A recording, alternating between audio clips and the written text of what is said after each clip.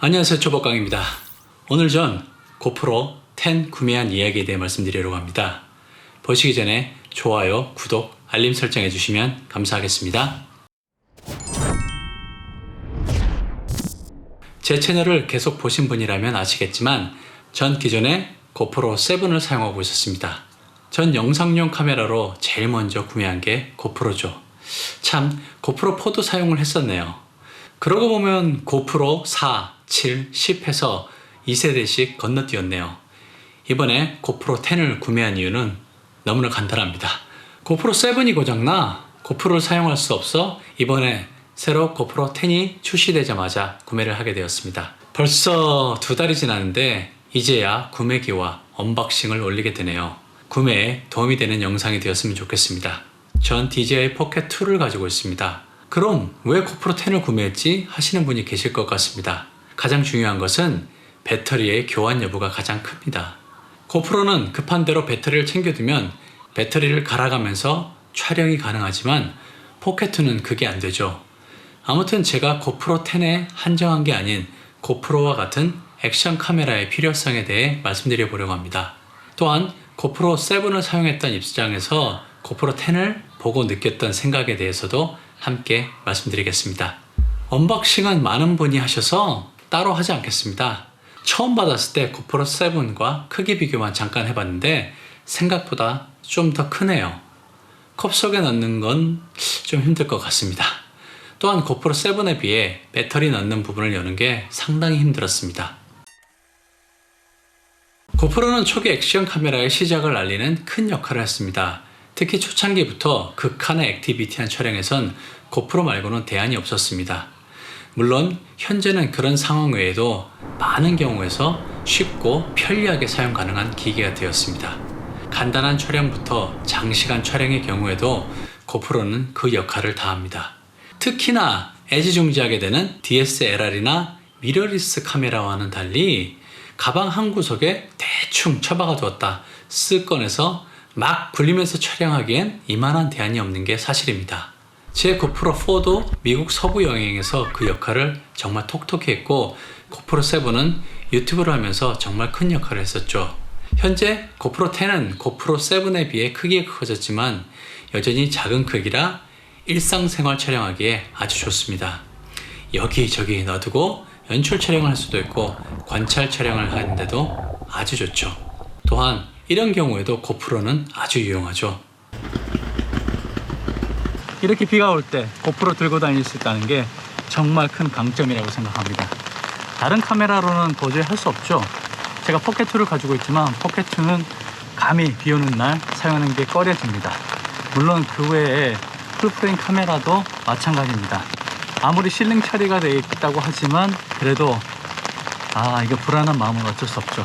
그에 반면에 고프로는 언제든지 이렇게 편하게 들고 나올 수 있는 거죠. 비 올 때는 고프로가 짱입니다. 고프로를 가장 잘 활용할 방법 중 하나는 수영장이죠. 수영할 때, 물놀이 할 때 고프로만큼 편리한 것은 없다고 생각되네요. 역시 고프로는 물놀이죠.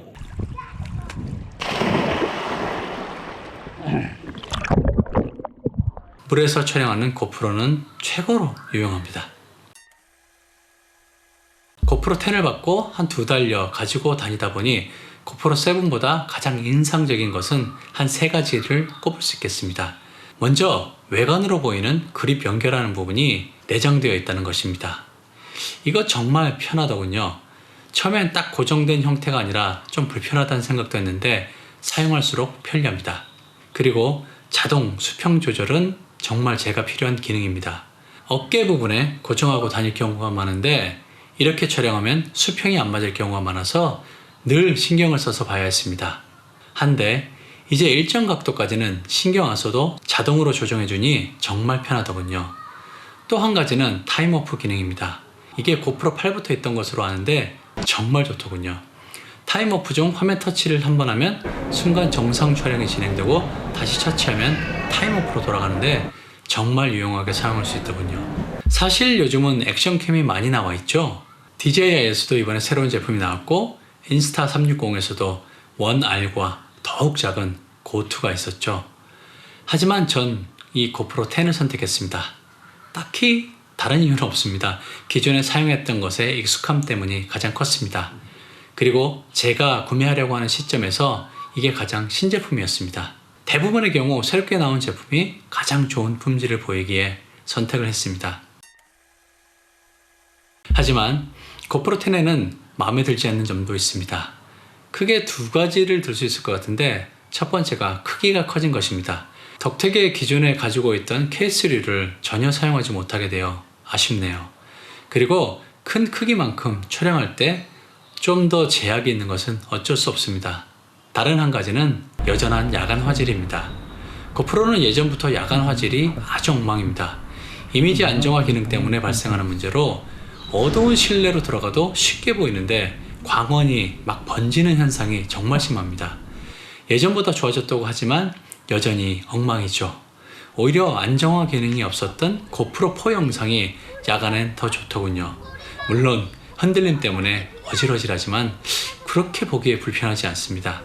이상이 제가 고프로 10을 구매한 이유와 2달여 사용하면서 느낀 점입니다. 카메라를 구입할 때 많은 이유가 있지만 고프로처럼 특정한 경우에 꼭 사용해야 되는 이런 카메라는 잘 없죠. 그런 면에서 앞으로도 계속 잘 사용할 수 있을 것 같습니다. 오늘 제가 준비한 영상은 여기까지입니다. 영상을 보시면서 궁금한 부분도 있으실 텐데 그런 부분은 아래 댓글로 남겨주시면 함께 얘기 나눌 수 있을 것 같습니다. 영상 시청 정말 감사드리고 다음 시간 더 좋은 영상으로 찾아뵙겠습니다. 행복한 하루 보내세요. 감사합니다.